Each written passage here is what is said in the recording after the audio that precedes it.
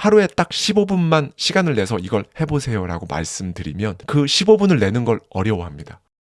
안녕하세요. 하와이 대저택입니다. 여러분은 성공합니다. 여러분이 그걸 원했기 때문이죠. 네, 여러분. 오늘은 굉장히 늦은 시간에 녹음을 하게 되었어요. 지금 제 서재인데요. 가족들이 모두 자고 있기 때문에 평소보다 제가 조금 더 낮고 작은 목소리로 녹음을 할 수밖에 없다는 점 양해해 주시면 감사하겠습니다. 사실 오늘은 제가 컨디션이 많이 안 좋아서 이렇게 영상을 찍게 될 줄 몰랐는데요. 그럼에도 불구하고 걸을 수 없다는 제 고집 때문에 결국 이렇게 늦은 시간에 여러분 앞에 앉았습니다. 사실 사람이 성공이라는 걸 하려면 꼭 짚고 넘어가야 할 게 몇 가지 있잖아요. 오늘은 미국의 임상 심리학자죠. 질 웨버의 브레인 포그에 담겨있는 인사이트를 가져와서 저의 생각까지 더해서요. 지금 내 머릿속에 안개가 끼어 있는지, 만약 그렇다면 그거 어떻게 걷어내면 되는지에 대해 말씀을 드리고자 합니다. 심리학자인 저자는 불안장애, 슬픔, 상실감, 자존감 저하, 스트레스 등으로 힘들어하는 수많은 사람들과 상담을 했어요.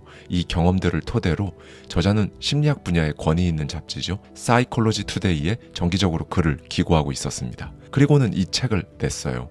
저자는 말합니다. 사람들 머리에 안개가 끼어 있다. 그걸 걷어내는 작업은 매일 아침 이루어져야 한다. 제가 예전에도 한번 말씀드린 적 있는데요. 1400년대, 그러니까 15세기에 한 사람이 1년 동안 받아들이는 정보의 양을 지금 2024년을 사는 우리는 딱 하루에 그 정보량을 소화합니다. 너무 많은 일, 직장, 학교, 관계, 온갖 영역에서 요구하는 산더미 같은 짐을 지고 1분 1초가 막 변하는 불확실한 세상을 살아가잖아요. 엎친 데 덮친 격으로 이제는 스마트폰까지 있습니다. 그렇죠? 이 말은 뭐든 바로바로 막 처리해야 할 것 같은 분위기라는 거예요. 하루 24시간이 모두와 연결돼 있고 언제든 응답하고 대응해야 할 것 같은 부담감을 받으면서 살아갑니다. 그런데요, 이제는 일상이라 우리에겐 아무렇지도 않은 이 부담감, 압박감을 조성하는 이 환경을요, 전지적 관찰자 시점처럼 조금 멀리 떨어져서 딱 보면요, 이 스트레스의 총량이 진짜 엄청나다는 거죠. 저희 구독자님들 중에서도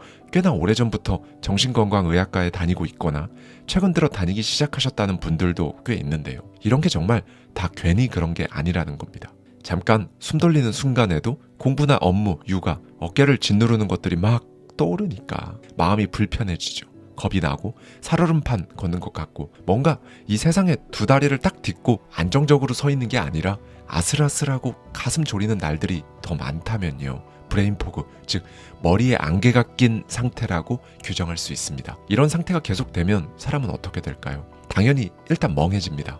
평소처럼 집중하거나 기억하기가 어렵고요. 내가 나와 대화하는 것, 그래서 내가 진짜 원하는 거, 싫어하는 거, 이런 걸 딱 알아차리는 게 마인드셋의 시작이라고 제가 작년 한 해 동안 정말 많이 말씀드렸는데요. 머리에 안개가 껴서 멍한 상태니까 아무리 해보려고 해도 이것 자체가 잘 되지 않는 거죠. 그리고 이게 더 지속되면요, 이제 반은 기계적으로 일하는 날들이 더 많아질 겁니다. 인생, 가족, 친구, 일에는 더는 의미와 보람을 찾지 못하고요. 여러분, 뇌에 안개가 낀 상태, 이 브레인 포그는요, 어수선하고 막 흐트러진 느낌을 주는 것 말고도요, 대인관계도 망친다고 합니다. 심지어 가족들과도 멀어지게 만든다고 해요. 사회생활은 말할 것도 없습니다. 기억력 등이 약화돼서요, 직장에서 제대로 된 능력을 발휘하지 못하고요. 이제 이렇게 만성 스트레스에 시달리는 길로 들어서는 겁니다. 이렇게 되면요, 뇌는 생리적 반응인 투쟁 도피 반응을 계속 켜놓고 있는 모드로 있는 거거든요. 이게 문제가 뭐냐면요, 이제 다소 자극적인 호르몬인 코르티솔 그리고 아드레날린을 쉴 새 없이 분비시킨다는 겁니다. 그러니까 한마디로 안정을 찾지 못하는 거예요. 더 쉽게 말씀드리면 차분하게 뭔가 마음이 평온한 상태, 이런 상태가 되질 않는다는 거죠. 이걸 계속 방치하면요, 우울감, 신경쇠약, 기억력과 집중력 감퇴, 멍해지고 잠을 못 이루는 불면의 날들이 지속됩니다. 여기서 시간이 더 흐르면 이제 아무것도 아닌 것들에 막 스트레스 받고 기운이 소진되고 결국 삶의 방향성까지 잃어버리는 거죠. 저자는 말합니다. 브레인 포그를 방치한 사람들은 끓던 냄비가 한순간에 흘러 넘치듯 더는 건강하고 예리하게 생활할 수 없을 거라고, 내가 원하는 방향으로 인생을 끌고 갈 수 없을 거라고 단정짓는 지경에 다다르고 만다. 머리에 안개가 끼면 생각은 길을 잃는다. 만약 지금 영상을 들으시는 여러분이 많이는 아니어도 어느 정도 이런 것 같다, 혹은 여러분 주변에 아끼는 사람이 이런 것 같다 라는 생각이 드신다면요, 이 상태에서 벗어날 수 있는 아주 구체적인 방법들을 오늘 다 말씀드릴 거니까요. 오늘 영상은 특히 더 잘 들어주시면 좋을 것 같습니다. 지금부터 제가 말씀드릴 3가지의 테스트, 그리고 3가지의 해결책을 통해 머릿속에 낀 안개를 싹 다 걷어내는 거죠. 오늘은 꼭 잠깐이라도 시간을 내셔서요, 제가 말씀드리는 테스트를 직접 해보시기를 권해드립니다. 심리 테스트 이런 것보다 더 쉬워요. 항목은 그냥 듣기만 하시고요, 답을 종이에 꼭 적어보세요. 이 테스트는 겉으로 보여지는 지금 여러분 상태에서부터 시작해서요, 여러분 내면에 있는 원인을 꿰뚫어보는 순서로 점점 파고 들어갈 겁니다. 첫 번째 테스트는 머릿속 안개 지수를 파악하는 건데요, 지금 말씀드리는 17개 항목 중에 4개 이상, 다시 한번 말씀드릴게요. 17개 항목 중에 4개 이상에 해당한다면요, 머릿속에 안개가 끼어있는 브레인 포그 상태인 겁니다. 지금부터 조금 빠르게 이 17개 항목을 말씀드려 볼게요. 1. 대화 중에 무슨 말을 하고 있었는지 갑자기 잊어버린다. 2. 매일 바쁜데 할 일을 다 못 마친 듯한 느낌이 든다. 3. 해야 할 일을 잊고 있다가 일정이 닥쳐서야 기억하고 간신히 처리한다. 4. 한 가지 일에만 온전히 집중하기 어렵다. 5. 내 감정이 정확히 어떤지, 삶에서 중요한 게 무엇인지 잘 모르겠다. 6. 허덕이며 하루하루 버틸 뿐, 주도적으로 삶을 영위하지 못한다. 7. 만사가 귀찮고 어떤 일에도 의욕이 생기지 않는다. 8. 안 바쁠 때는 멍하니 스마트폰만 들여다본다. 아무 생각 없이 스크롤을 내리느라 시간 가는 줄 모른다. 9. 매사에 자신감이 없고 무능한 것 같은 패배감이 든다. 10. 항상 피곤하고 지쳐있다. 11. 회의에 들어가면 멍해지거나 헛생각에 빠지기 일수다. 의견을 내지 못하거나 아예 낼 생각조차 없다. 12. 가면을 쓰고 사는 것 같고 남들이 진짜 내 모습을 꿰뚫어 볼까 두렵다. 13. 살면서 해야 하는 일들을 처리하긴 하지만 내면은 곧 부서질 듯 아슬아슬한 기분이다. 14. 사람들과 어울릴 심리적, 시간적 여유가 없다고 느낀다. 15. 연인이나 가족에게도 속마음을 터놓기 어렵다. 16. 무력감 탓에 취직 혹은 승진 기회를 놓치거나 일자리를 잃었다. 17. 불면증, 과식 또는 식욕 감퇴 등 스트레스가 원인으로 추정되는 신체적 문제를 겪고 있다. 네, 여러분 어떠신가요? 위 항목에 4가지 이상 해당된다고 판단됐다면요, 이제 2번째 테스트로 여러분 몸의 스트레스 반응을 파악할 겁니다. 최근 5일 동안에요, 여러분이 어땠었는지 떠올리면서 지금부터 제가 말씀드리는 항목에 대한 답을 종이에 적어보세요. 6개 항목입니다. 1. 매일 몇 시간 주무셨나요? 수면에 있어서 가장 권위 있는 하버드 의과대학 매튜 워커 박사는요, 하루 7시간 이상 자는 걸 권장합니다. 2. 하루 중 무언가를 잊어버리는 횟수가 얼마나 됐나요? 평균적으로 매일 하루에 하나 이상씩 무언가를 잊고 있다면 스스로를 점검해야 합니다. 3. 하루 동안 체력이 어떻게 변하나요? 아침, 점심, 저녁 순으로요. 체력 수준이 높음, 중간, 낮음 이렇게 구분해서 적어보세요. 4. 하루 중 머리가 멍해지거나 한눈을 팔거나 의미 없는 몽상에 빠지는 횟수가 어떻게 되나요? 5. 새로운 정보를 받아들일 때 그걸 일정표에 바로 적는지 아니면 곧장 다른 무언가에 시선을 돌리는지 체크해보세요. 얼마나 자주 산만해지고 눈앞의 상황과 동떨어진 일에 대해 생각하는지 확인하는 겁니다. 6. 스트레스를 받으면 신체에 어떤 증상이 나타나나요? 심장이 두근거리거나 생각이 휙휙 스쳐 지나가거나 몸이 경직되거나 가슴이 답답하고 배가 아픈지 여부를 체크해보세요. 자, 이 2번째 테스트는요, 어느 기준을 두고 이걸 통과하면 좋고 통과 못하면 나쁘고 이런 게 아닙니다. 보통 자기 스스로와 대화하는 단계까지 가기는커녕 그냥 나에 대해서 아예 모르는 분들이 너무 많기 때문에요, 최소한 일주일 동안 이걸 체크해서 내가 내 상태를 잘 관찰하고 방금 말씀드린 6개 항목을 통해 내가 나를 얼마나 못 돌보고 있는지, 스트레스 반응도가 얼마나 높은지 스스로 깨달으시면 돼요. 만약 내가 나를 못 돌보고 있구나 라는 결론이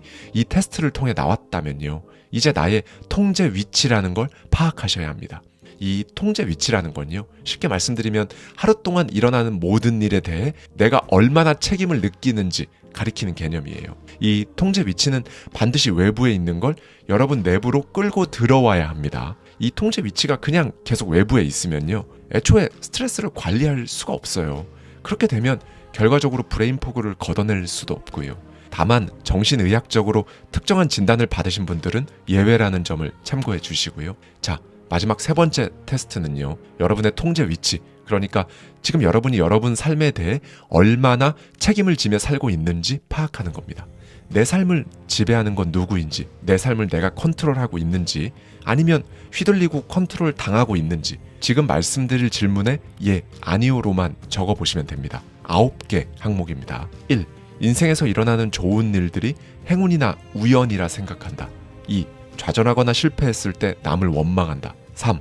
기분이 상할 때는 감정을 주체하기 어렵다. 4. 친구, 연인, 가족과 말다툼을 할 때는 상대가 저지른 잘못을 곱씹는다. 5. 인간관계나 업무에서 난관에 부딪히면 그냥 다 포기하고 싶어진다.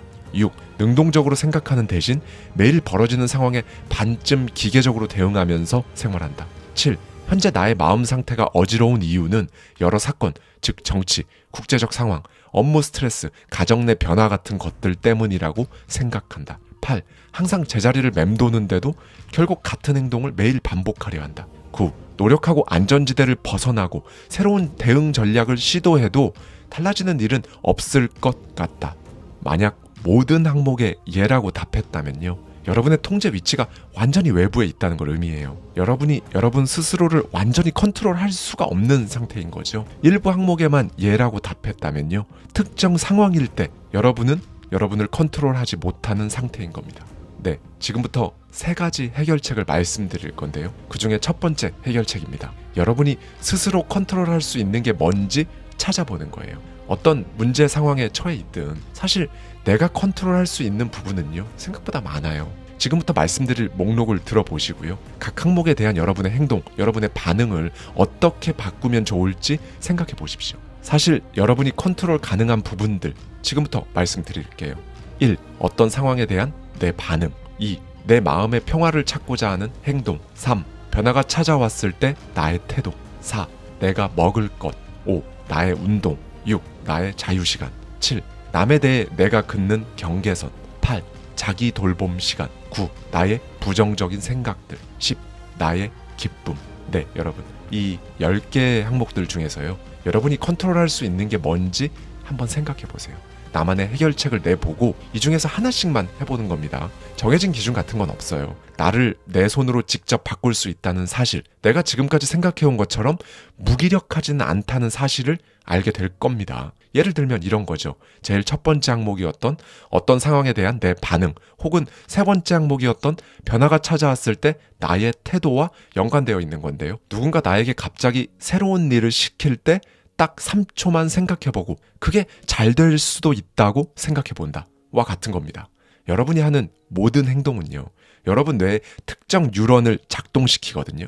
이 말은 어떤 행동을 자주 하면요, 해당 뉴런이 자주 작동하면서 뇌에 각인이 되는 거예요. 사실 지금까지 우리는 이 브레인 포그를 이겨내는데 전혀 도움이 되지 않는 방향으로 습관을 잡아왔을 가능성이 크거든요. 그래서 이미 여러분의 통제 위치를 외부에 두는 게 습관이 됐을 거예요. 이제는 이걸 반대로 뒤집으면 됩니다. 이 부분에서 저자는 이런 말을 해주는데요. 행동을 바꾸면 실제로 뇌도 바뀐다. 그 행동을 일관되게 실천하면 뇌가 변해서 새로 각인된 행동을 보다 쉽고 자연스럽게 받아들인다. 네, 이렇게 하나하나 여러분의 통제 위치를 외부에서 내부로 끌고 들어오는 작업을 거치는 거죠. 이렇게 대처하는 방식을 고쳐나가기 시작하면요, 이게 되네. 내가 나를 좀 컨트롤할 수가 있네 라는 자신감이 생기거든요. 바로 이때가 포인트예요. 그 다음 해결책이 이제 중요합니다. 저자도 이 부분을 정말 강하게 강조하는데요. 이 시점에서 나의 목표를 세우는 것이 가장 중요하다. 그래서 브레인 포그가 다시 찾아와 나를 무력하게 만들어도 그 목표를 놓아버리지 않고 이겨내는 습관을 만드는 것이다. 네, 두 번째 해결책은 바로 목표를 찾는 겁니다. 브레인 포그는 주의를 흐트러뜨리고 기운을 좀먹기 때문에요. 지금 당장은 사실 원대한 목표를 세웠더라도 그거에 대해 생각할 마음의 여유도 없을 거예요. 그렇죠. 그래도 잠깐 시간을 내서요, 상상하는 겁니다. 지금 이 스트레스들이 사라지면 어떤 느낌일까? 내가 지금처럼 매일 그냥 무기력하지 않은 상태라면, 어깨를 짓누르는 무거운 짐이 사라진다면 내 삶은 어떤 모습일까? 어떤 느낌이 들까? 무엇보다 나는 어떤 행동을 하게 될까? 한마디로 이 브레인 포그에서 탈출하면 여러분 삶이 어떻게 바뀔지 써보는 겁니다. 좀 더 확 와닿으시도록 제가 예시로 문장 몇 개 말씀드려 볼게요. 지금처럼 항상 스트레스에 시달리지 않는다면 내가 하는 일은 이것이다. 지금처럼 정신없는 상태가 아니라면 내가 가장 먼저 하고 싶은 일은 이것이다. 내가 능력이 있고 내 삶이 제대로 정돈되어 있다고 느껴진다면 내 마음은 이렇다. 지금 내 마음이 평온하다면 내가 가장 먼저 새롭게 시작할 건 이것이다. 네, 여러분. 여기까지 잘 따라오셨나요? 여러분이 쓴 이것, 그게 여러분 목표예요. 그런데 이 최종 목표에 다다를 수 있게 지금 당장 엔진 역할을 해줄 수 있는 부수적인 목표들이 필요하거든요. 절대로 어렵게 생각하지 마시고요. 지금부터 제가 말씀드리는 항목들 중에서요, 제일 마음이 가는 것, 그냥 여러분이 지금 당장 그렇게 하고 싶은 항목을 딱 기억해 두세요. 그리고 이 항목들을 하기 위해 내가 나를 위해 뭘 해주면 되는지 딱 정하면 됩니다. 1. 지금 당장 나는 자산 규모나 수입을 끌어올리고 싶다. 그렇다면 나는 지금 무엇에 집중할 것인가? 2. 지금 당장 나는 몸담은 회사에서 성과를 내고 싶다. 그렇다면 나는 지금 무엇에 집중할 것인가? 3. 지금 당장 나는 성적을 올리거나 특정 자격증을 따고 싶다. 그렇다면 나는 지금 무엇에 집중할 것인가? 4. 지금 당장 나는 다른 무엇보다 내 인생에 만족하고 싶다. 그렇다면 나는 지금 무엇에 집중할 것인가? 5. 지금 당장 나는 매일 더 즐겁게 좀 더 설레게 살고 싶다. 그렇다면 지금 나는 뭘 해야 하는가? 저자는 이걸 엔진 목표라고 정의해야 합니다. 이 중에서 여러분 마음에 드는 걸 고르시면 되는 거예요. 그리고 그냥 지금, 오늘 그걸 위해 뭘 해야 하는지 적어보십시오. 그럴 여건이 안 된다면 생각이라도 꼭 해보세요. 네, 여기까지 따라오신 여러분 너무 고생 많으셨습니다. 이제 3가지 해결 방법 중에 가장 중요한 마지막 해결책 하나 남았어요. 이건 여건이 되는 분들은 반드시 꼭 해보시기를 제가 정말 강하게 권해드립니다. 매일 15분 시간을 내셔야 해요. 1. 15분간 타이머를 맞추시고요. 2. 브레인 포그에서 벗어난 삶의 모습을 담은 최종 목표를 읽어보세요. 3. 그리고 그 최종 목표를 달성하기 위해 수반되는 목표죠. 엔진 목표를 읽고요. 가장 먼저 뭘 하면 좋을지 생각합니다. 4. 그리고 이제 딱 10분 동안만 영수증이나 재정 상태를 기록할 엑셀 파일을 만들거나 구직 사이트에 들어가 괜찮은 회사를 찾아서 정리해 놓거나 파워워킹을 하거나 아니면 그냥 매일 눈을 감고 여러분의 호흡에만 집중해도 좋습니다. 강의를 알아보거나 누군가 약속을 잡거나 책 5페이지를 읽는 것도 좋아요. 5. 이렇게 하면 15분이 끝날 거예요. 15분이 끝나면 다시 일상으로 돌아가시면 됩니다. 네, 여러분 어떤 생각이 드셨나요? 매일 하루에 딱 15분 이걸 하면요, 여러분의 목표는 계속 바뀌기도 하고 진화되고 또 추가되고 그럴 거거든요. 더 고차원적인 목표에 대해 생각하는 날들이 늘어갈 겁니다. 이건 제가 100% 장담해요. 그리고 그렇게 하면 할수록 점점 머릿속 안개가 없어지는 거예요. 안개가 걷어질수록 신체 노화 속도는 느려지고 더 건강해진다고 합니다. 저자에 따르면요, 주기적으로 계속 새로운 일을 하면 뇌는 달라진다고 합니다. 우리 뇌는 사실 너무나 유연해서요, 일정한 기간 동안 특정 경험을 계속 반복하잖아요. 그러면 거기에 맞춰서 또 적응하고 성장한다는 거죠. 긴 시간이 필요하지도 않잖아요. 하루 딱 15분이니까요. 재밌는 게 우리가 하루에 멍하게 보내거나 정말 쓸데없는 일을 하면서 보내는 시간은 무조건 15분보다 많거든요. 그런데 하루에 딱 15분만 시간을 내서 이걸 해보세요 라고 말씀드리면 그 15분을 내는 걸 어려워합니다. 굉장히 소수의 분들만 하세요. 그걸 하는 그 소수가 성공하는 겁니다. 제가 제 온라인 클래스에서도 말씀드렸는데요. 여러분 위에 있는 비구름은 계속 거기 있지 않아요. 지나쳐 가죠. 다시 해가 뜹니다. 그 시기를 조금 더 빨리 맞이하기 위해서라도 오늘 제가 말씀드린 테스트 그리고 해결 방안들의 시간을 꼭 내어주시길 바라면서 오늘 영상 마치겠습니다. 생애 처음 제대로 살아보기로 작정했지 않나. 그녀의 눈에 점차 방법들이 보이기 시작했다. 나에 대해 내 스스로 평가하는 딱 그만큼 세상도 나를 평가한다라는 주제로 이야기 나눠보고자 하는데요. 존 맥스웰의 저서죠. 사람은 무엇으로 성장하는가에 담겨있는 인사이트를 들려드립니다. 저자는 포춘 500대 기업의 리더들, 각국 정부 지도자들을 지도한 세계 최고 리더십 전문가이자 베스트셀러 작가인데요. 그런 그가 30년간 수백 수천 명의 리더들을 만나면서 도대체 이 사람들이 여기까지 어떻게 왔는지 조사를 한 거죠. 그 중에서도 여기 전 세계 500만 명의 리더들을 대표해 진짜 성장이란 게 뭔지 단적으로 보여주는 한 여성의 사례가 나옵니다. 누구에게나 지우고 싶은 과거가 있을 것이다. 여기 어떻게 이럴 수 있지? 라는 소리가 절로 나오는 인생을 뒤바꾼 두 아이의 엄마가 있다. 조네타 맥스웨인, 그녀는 자신의 가치와 잠재력을 모른 채 무려 30년을 넘게 살아왔다. 가장 예쁘고 빛날 시기인 10대와 20대를 자신의 주변 사람들과 자신이 만든 구렁텅이에 모조리 갈아 넣어버린 오늘의 주인공이다. 그도 그럴 것이 누구나 그녀의 어린 시절 이야기를 들으면 공감을 할 수밖에 없을 것이다. 그녀가 5살 될 무렵부터 홀로 있는 어머니를 통해 늘 듣던 이야기가 있다. 나는 너를 원하지 않았다. 미혼모였던 어머니는 그녀가 태어나자마자 그 작은 아이를 자신의 친정 어머니 손에 넘겨버렸고, 그렇게 외할머니 손에 맡겨진 조네타는 비슷한 처지의 사촌들과 5년을 함께 살았다. 여기서 화목하고 단란한 외갓집을 생각했다면 큰 착각이다. 외할머니는 늘 눈에 초점을 잃은 채 힘이 없었고, 아직 출가하지 않은 조네타의 삼촌들은 지속적으로 그녀와 다른 사촌 아이들을 학대했다. 그녀는 말했다. 태어나서 생각이라는 걸 할 수 있게 된 이후 나는 늘 내가 버림받아 마땅한 사람이란 것만 되뇌이며 살아왔다. 나라는 아이는 정말이지 가치도 설 자리도 없었다. 아니, 설 자리라는 개념조차 생각할 수 없는 인생이었다. 그 후 그녀는 5살이 될 무렵 드디어 어머니의 손에 이끌려 다른 집으로 이사를 가게 된다. 그래서 그녀의 인생이 좀 나아졌냐고? 나아진 것이 딱 하나 있었다. 그나마 어머니의 얼굴을 보게 되었다는 것. 이것이 그녀에겐 유일한 위안이었다. 어머니와 함께 집에 찾아오는 자칭 가짜 아빠, 애인들이 그녀에게 손찌검을 해도 그래도 그녀는 어머니를 볼 수 있음에 속절없이 좋았다. 그렇다고 그녀의 어머니가 다정히 그녀의 이름을 불러줬을까? 그런 적은 없었다. 그런 그녀에게도 어김없이 사춘기란 게 찾아왔다. 힘들어도 어머니의 얼굴을 보면 마음이 온화해지곤 했었는데 이제는 그것마저 별 의미가 없어졌다. 아침에 세수하고 학교 가서 조용히 앉아 마땅히 할 일을 해내고 집에 돌아온다는 약하게 남아있는 삶의 규칙, 이걸 지켜낼 의지도 점차 사라져갔다. 그녀 안에 쌓아온 온갖 어두운 구석들이 사춘기란 명분에 힘입어 몸 밖으로 뿜어져 나올 채비를 하고 있었다. 그렇다. 그녀는 그렇게 약에 손을 댔다. 매일 오가던 학교에 가기를 멈췄다. 그녀의 학력은 고등학교 중퇴, 그리고 19이 되던 해 그녀는 어머니의 전철을 밟게 될 줄 까맣게 몰랐다. 미혼모로 첫 아이를 낳은 19의 조네타는 20대 중반엔 둘째 아이를 낳았다. 두 손 가득 아이들과 짐을 안은 그녀는 정부에서 지원하는 저소득층 아파트로 들어갔다. 매일 끼니를 겨우 해결할 정도의 정부 보조금에 기대어 살아갔다. 어느 날은 결국 살뜰히 말을 걸어주던 주인이 있는 동네 마트에서 기저귀를 훔치기까지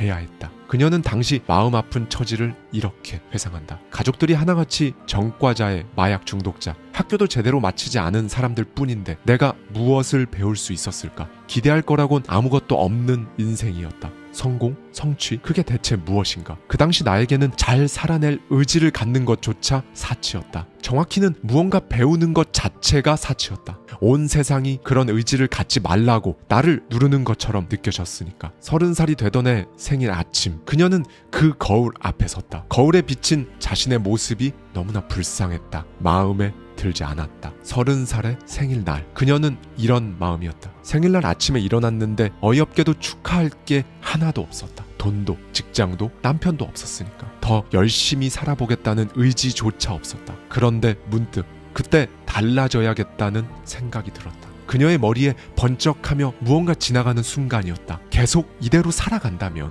두 아들도 똑같이 살아갈 거라는 생각이 들었다. 지금까지는 그래, 너희들이 나한테 온 게 잘못이지, 나는 모르겠다라는 생각으로 아이들을 대했던 그녀였다. 그렇다. 그녀는 지금까지 그녀의 어머니가 자신에게 그랬듯 나는 너희를 원한 적 없다는 생각으로 그렇게 똑같이 자신의 아이들을 대한 것이다. 그녀는 처음 거울 앞에 서서 자신의 눈을 똑바로 보며 물었다. 이게 맞을까?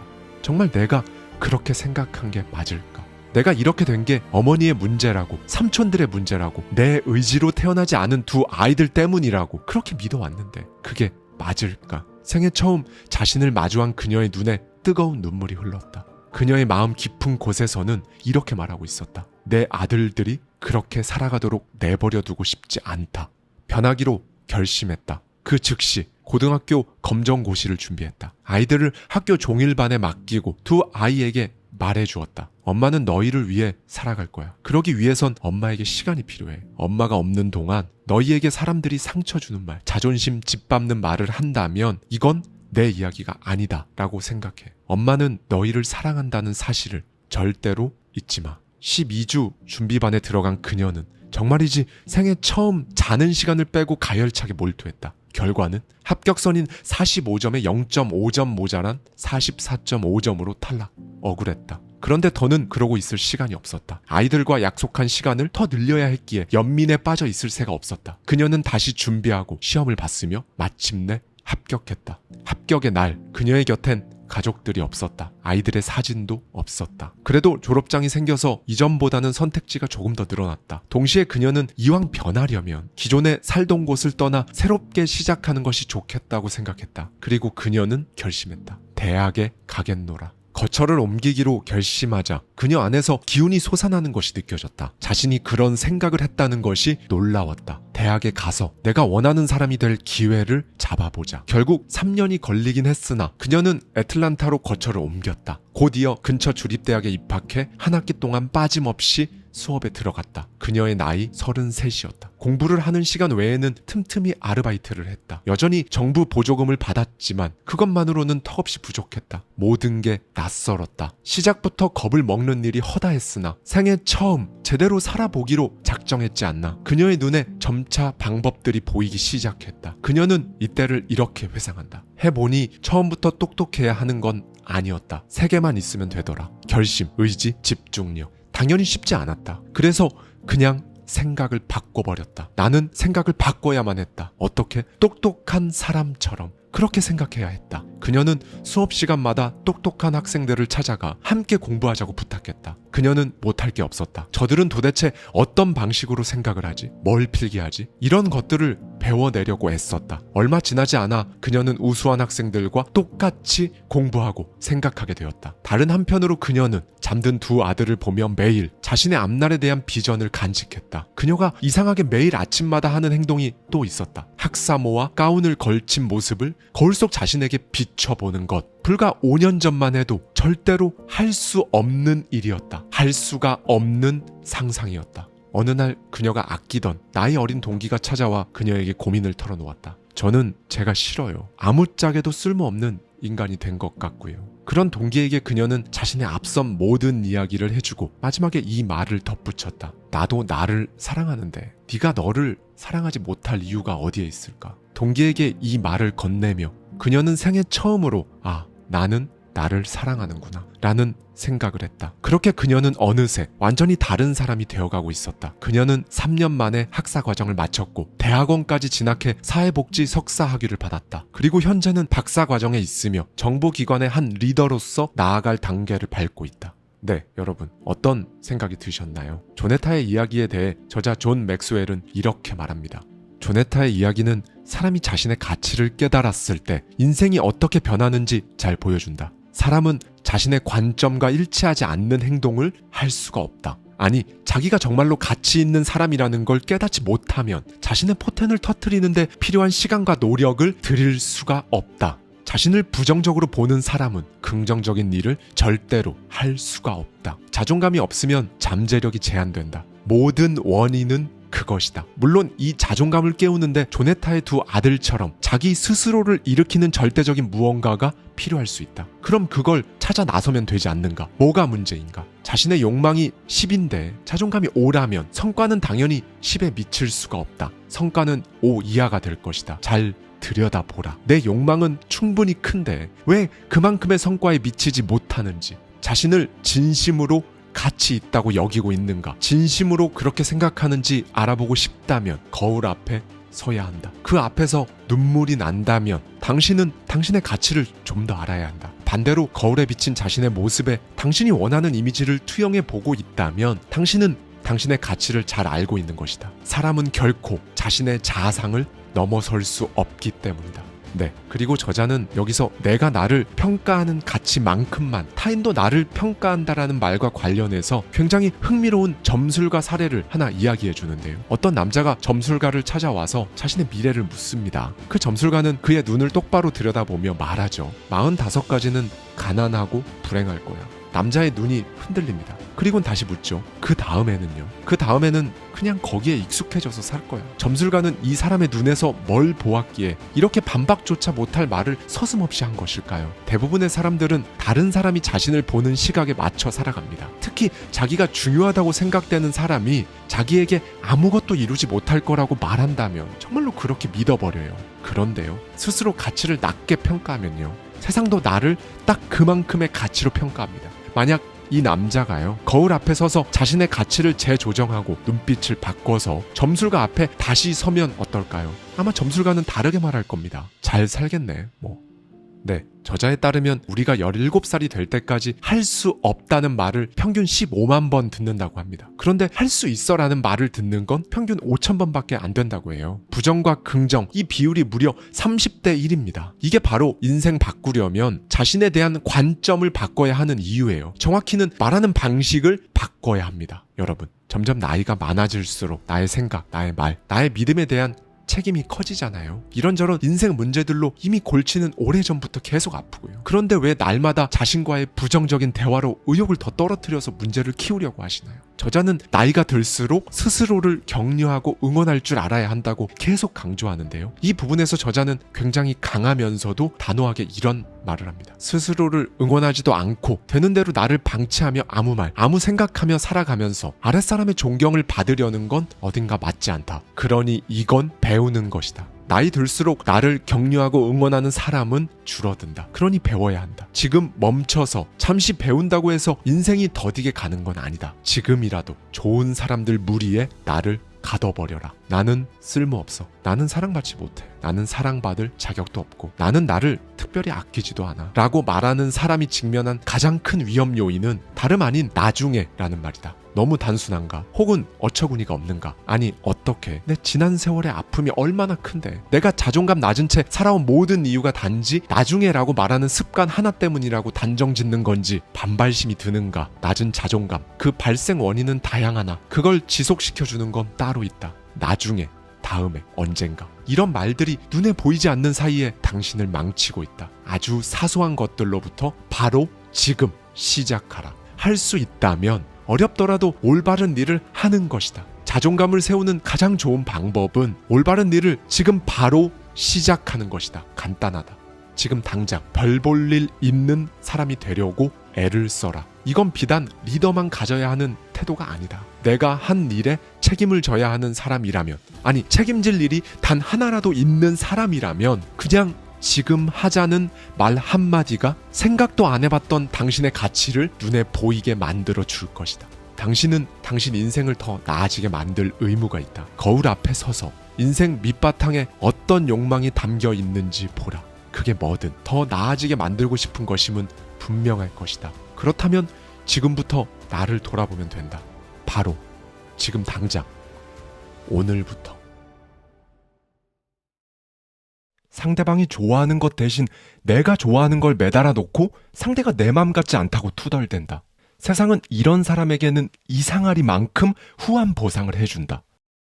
봄이 되면 이상하게 사람이 자꾸 어려워집니다. 새로운 온도, 새로운 경험, 새로운 환경을 받아들일 준비를 하는 이때 들뜨고 기대에 찬 마음에 브레이크를 걸어오는 게 하나 있다면 거의 대부분 내 마음처럼 되지 않는 사람 문제일 텐데요. 네, 봄이라서 기대를 하는 만큼 사람에게 실망하는 경우가 너무 많습니다. 이럴 땐 도대체 어떻게 해야 할까요?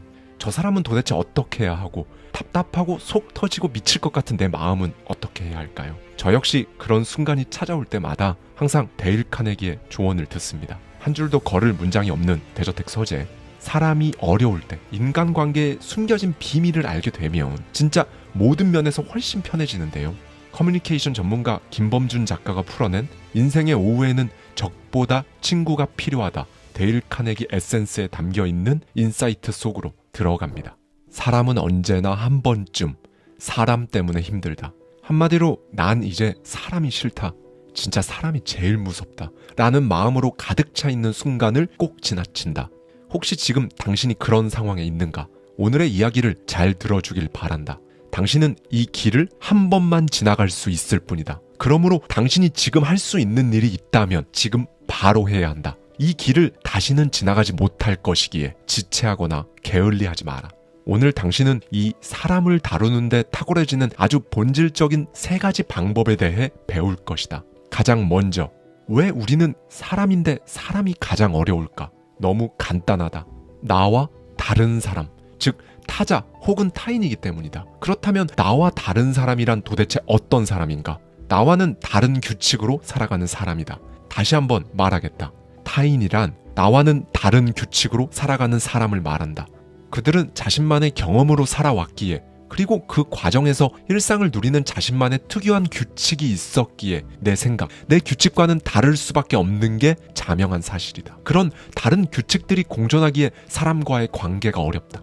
어떤 때는 정말 사사건건 다르다. 말 한마디, 행동 하나조차 내 규칙에 위배되어 마음에 들지 않는다. 그럴 때 소크라테스의 비밀을 이어받아 데일 카네기는 이런 조언을 한다. 첫 번째 조언이다. 당신의 첫 말에 상대방이 즉시 네라고 말하게 하라. 이 무슨 황당무계한 솔루션인가 싶지만 사람 심리의 본질을 정확하게 뚫고 나가는 처세술이다. 자, 오늘 하루 당신이 만난 상대방의 입에서 가장 처음으로 아니요 라는 반응이 나오는 순간 그 관계는 파탄이 시작된다. 설령 그 상대방과는 애초부터 서로 의견을 완전히 달리하는 문제에 대해 논의해야 하는 상황이라 할지라도 그 시작만큼은 절대로 다른 의견부터 말하지 마라. 소크라테스와 데일 카네기는 똑같이 이렇게 강조한다. 처음 대화를 시작할 때는 무조건 상대방으로부터 긍정적인 반응을 얻어내야 한다고 말이다. 이게 왜 중요한가? 당신의 순간적인 기분, 상대의 기분, 당신의 오늘 하루까지 결정짓는 아주 중대한 문제이기 때문이다. 상대의 첫 마디를 아, 네 라며 호의적인 반응으로 나올 수밖에 없도록 하는 주제는 뭐가 있을까? 여기 커피가 꽤 맛있는데요. 오늘 날씨가 진짜 너무 좋네요. 와 같은 것들이 있을 것이다. 사람의 대화는 당구공의 움직임과 같다. 당구공을 어느 한 방향으로 친다고 생각해보자. 구르는 공의 방향을 조금이라도 바꾸려면 상당히 많은 힘이 필요하다. 당신의 오늘 하루를 한번 잘 관찰해보라. 당신이 만나는 사람들과의 첫 대화를 아니오가 난무하는 부정적인 것들로 시작했을 때 설령 그 대화가 의견 충돌이 아니라 해도 당신의 기분을 어디로 끌고 가는지 면밀히 관찰해보라. 예를 들면 이런 것이다. 오늘 아침 컨디션이 다소 안 좋아 보이는 동료에게 먼저 인사를 건넬 때 밤에 잘 잤어요? 라고 물어본 후 아니요 라는 대답을 듣고 동료의 부정적인 이야기를 들어주는 것과 오늘은 기분 전환부터 좀 하고 일 시작해야 할 것 같은데요. 5분 뒤에 커피 한 잔 사러 갈까요? 물어본 후 네, 좋아요 라는 대답을 이끌어내는 건 그 동료와 당신 두 사람 관계에 미묘하면서도 완전히 다른 하루를 선사할 것이다. 별거 아닌 것 같을 것이다. 간단한 하나의 단어라고 치부할 것이다. 그런데 사람이 아니요라고 말한다는 건 단순한 말 한마디가 아니다. 인체의 모든 기관이 함께 어우러져 거부 상태를 나타내는 것이기 때문이다. 신경과 근육의 모든 조직은 거부의 태도를 보인다. 설상가상 당신이 그 상대방과 서로 다른 의견을 나누면서 합의를 도출해야 하는 비즈니스 관계라면 첫 대화에서 무심코 나오는 아니요는 공기의 진동을, 에너지를, 그 상황을 심각하게 끌고 간다. 아니요라는 말에는 고집이 있다. 사람은 이 말의 방향성을 지키기 위해 자존심 때문에라도 그 말을 계속할 수밖에 없도록 자신도 모르는 사이에 스스로를 끌고 간다. 그러니 네라는 대답으로 상대의 몸과 기분이 미묘하게 수용적이고 개방적인 상태가 되도록 이끌어야 한다. 이 간단하면서도 강력한 인간관계 테크닉을 절대로 소홀히 해서는 안 된다. 그러므로 사람을 다루는데 탁월해지는 방법 그 첫 번째는 이것이다. 당신의 첫 말에 상대방이 즉시 네라고 말하게 하라. 두 번째, 상대방이 당신의 마음대로 이끌어가고 싶은 그런 사람이라면 반드시 알아야 할 방법이다. 당신이 누군가에게 어떤 일을 맡기려고 혹은 시키고자 한다. 직장 동료 및 후배, 과제를 함께하는 동료, 협력업체 담당자 등 어떻게 해야 상대방이 당신의 일을 기꺼이 할 수 있을까? 이건 사실 가장 어려운 방법이다. 이에 대해 데일 카네기는 이렇게 말한다. 상대방이 그 일을 스스로 원하도록 만들어라. 상대방이 스스로 그 일을 하게 하는 게 아니라는 점에 주의하라. 관건은 원하도록 하는 게 먼저다. 그렇게 하려면 어떻게 해야 할까? 이 일은 딱 떨어지는 솔루션도 아니고 시간도 들고 감정적인 에너지도 든다. 그러나 당신이 진심으로 사람의 마음을 이끌어서 결국 당신이 편하게 살아가려면 반드시 겪어야 하는 과정이다. 정직함과 진지함에서 우러난 감사의 말부터 먼저 건네라. 이를테면 고쳐주었으면 하는 배우자의 모든 면모를 일단 내려놓고 그녀가 정말 얼마나 훌륭한 사람인지에 대해 최소 6가지를 말해주는 것이다. 상대방을 당신이 원하는 대로 이끌고자 할 때는 반드시 진심에서 나오는 칭찬과 감사의 말을 하는 것에 익숙해져야 한다. 사실 이 조언은 대부분의 사람들이 들었을 때 가장 감명을 받았다가 일상에서 해보면서 가장 많이 미끄러지는 솔루션이다. 왜? 그 효과가 바로 나타나지 않기 때문이다. 나는 분명 10만큼 그 사람에 대한 불만거리를 누르고 12만큼, 15만큼 감사하다, 훌륭하다 칭찬을 했어도 그 사람은 하루 만에 변해주지 않는다. 그러니 이 솔루션의 보상은 시간을 견디는 사람들의 몫이다. 대신 그것을 견뎌냈을 때 보상은 정말 어마어마하다. 각종 인간관계에서 말하는 일시적인 테크닉과 그 보상들, 이런 것들과 비할 바가 아니다. 진심으로 내 편이 된 사람, 그 신뢰관계는 그 무엇보다 무섭고 두텁다. 그렇게 당신은 그 상대를 당신의 마음대로 이끌어갈 수 있다. 도대체 이게 어떻게 가능할까? 인간 내부에 존재하는 본능과 욕구들 중에서 가장 강렬한 것이 바로 중요한 사람이 되고 싶은 욕망이기 때문이다. 사람이 어떤 조직을 빠져나오길 결심하는 가장 큰 이유는 무가치함이다.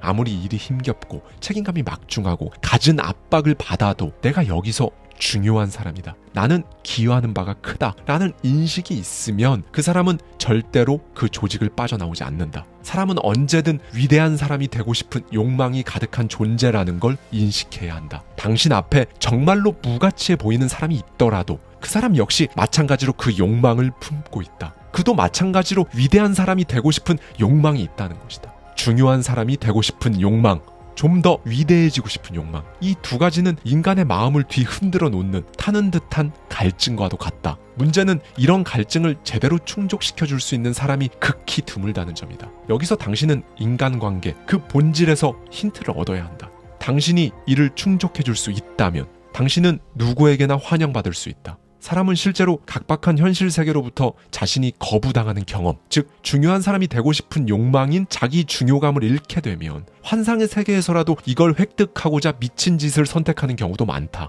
미국만 봐도 다른 모든 질병을 합친 것보다 정신질환으로 고통받고 있는 환자가 압도적으로 많은데 그 주된 이유는 내가 딛고선 이 세상에서 나는 중요한 사람이라는 느낌을 잃어버렸기 때문이다. 그래서 이제는 자기보다 똑똑한 전문가들의 마음을 구슬려서 자기 주변에 둘 수 있는 사람이 세상을 지배하게 된다. 내가 똑똑해지지 않아도, 내가 자격증이 없어도, 마치 철강왕 앤드류 카네기가 정작 본인은 철에 대한 지식은 없는데 철에 대한 모든 지식을 알고 있는 찰스 슈왑을 옆에 두어 큰 부를 이룬 것처럼.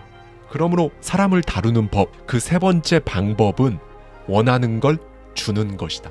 너무 싱겁다고 생각하면서 그냥 지나치면 절대로 안 된다. 오늘 우리는 단순한 테크닉이 아닌 본질에 대해서 이야기하고 있다. 앞서 언급한 앤드류 카네기도 찰스 슈왑을 자신의 사람으로 만드는데 단 2개의 과정을 거쳤을 뿐이다. 1. 그 사람을 알아봤다. 2. 그 사람이 생각한 것보다 조금 더 많은 돈을 주었다. 세상 사람들은 모두 자기가 원하는 것에만 관심이 있다. 나와 다른 규칙으로 세상을 살아가는 상대방, 즉 타인은 내가 원하는 것에는 사실 아무런 관심이 없다. 세상 사람들에게 내가 원하는 것에 대해서만 주구장창 이야기를 해대는 건 철없는 애처럼 유치하고 우스꽝스러울 뿐이다. 그저 그 사람이 원하는 걸 먼저 주고 내가 원하는 걸 헤아리게끔 자연스럽게 마음이 오도록 하는 게 핵심이다. 데일 카네기의 취미는 낚시였다. 그가 좋아하는 간식거리는 딸기와 아이스크림이었다. 그는 낚시를 하러 갈 때 딸기와 아이스크림이 아닌 지렁이나 메뚜기를 먼저 챙기는 자신을 보며 생각했다. 상대가 원하는 걸 먼저 주어 열렬한 욕구를 불러일으켜야 한다. 실상은 어떤가? 우리는 다른 사람을 낚으려 할 때 상대방이 좋아하는 것 대신 내가 좋아하는 걸 매달아 놓고 상대가 내 맘 같지 않다고 투덜댄다. 내 자신의 갈망이 짙어질수록 아이러니하게도 상대방의 열정은 점차 사라져갈 뿐이다. 지금 당신이 누군가의 도움을 필요로 하는데 오늘도 악착같이 당신이 원하는 것에 관해서만 쏟아내려 하는가? 자, 여기 부모의 메시지를 항상 읽고 씹기만 하던 자녀가 당장 답장하도록 만든 비결이 있다. 앞서 언급한 철강왕 앤드류 카네기의 이야기다. 그의 형수는 2 아들 때문에 걱정이 많았다. 2 아들은 미국에서도 명문인 예일대학교에 재학 중이었다. 공부를 너무 열심히 해서였을까? 어머니가 아무리 편지를 보내도 아들들에게 돌아오는 답장은 없었다. 어머니는 애가 탔을 거고 언제나 편지에 연락 좀 하렴 이라는 말을 적어 보냈을 것이다. 카네기는 그런 형수에게 내기를 제안했다. 내용은 단순했다.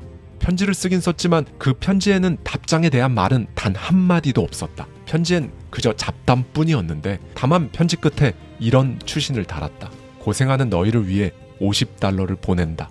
그리곤 돈을 보내지 않았다. 일부러 그렇게 한 것이다. 자, 어떻게 됐을까?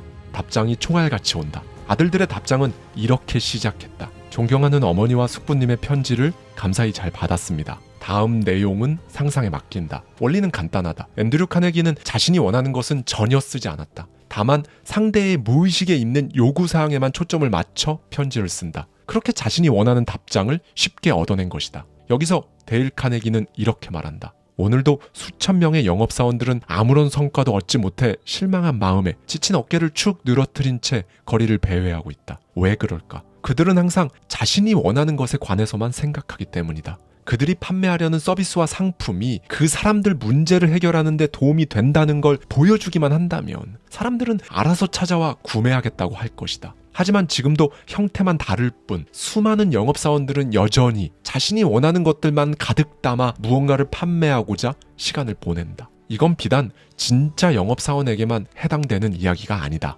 조금이라도 다른 인생을 살기 원한다면 당신이 어디에 있든 어떤 모습을 하고 있든 어떤 직업 직책에 있든 다른 사람의 열정을 이끌어낼 줄 알아야 한다. 이걸 할 수 있는 사람만이 세상을 자기 편으로 만들 수 있다. 그렇지 못한 사람은 외로운 길을 걷는다. 여기서 외로운 길을 선택하는 게 잘못된 건 아니다. 그것은 당신의 선택이다. 다만 세상은 영향력을 끼치려는 인물에게, 정확히는 사람을 이끌 수 있는 인물에게 이상하리만큼 후한 보상을 해준다. 그러니 지금 당신이 발 딛고 서 있는 그곳에서 갈증을 느끼고 무언가를 바꾸길 원한다면 가장 먼저 당신 옆에 있는 사람부터 속된 말로 잘 낚아야 하는 것이다. 사람을 다루는데 탁월한 사람은 시간이 걸리더라도 필히 영향력을 얻고 부를 얻는다.